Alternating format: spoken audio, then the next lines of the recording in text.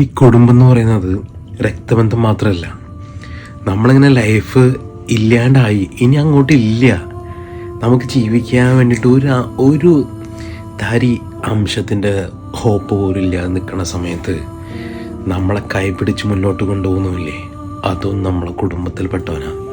അതുപോലെ നമുക്ക് ശമ്പളം കിട്ടിയിട്ട് കുറച്ച് കാലമായി, 2-5-6 മാസമായി, വീട്ടിലോട്ട് പൈസ ആയി കുറച്ച് കാലമായി, ആ സമയത്ത് നമ്മൾക്ക് വേണ്ടിയിട്ട് പൈസ തരുന്നവനല്ലേ, അത് നമ്മളെ കുടുംബമാണ്.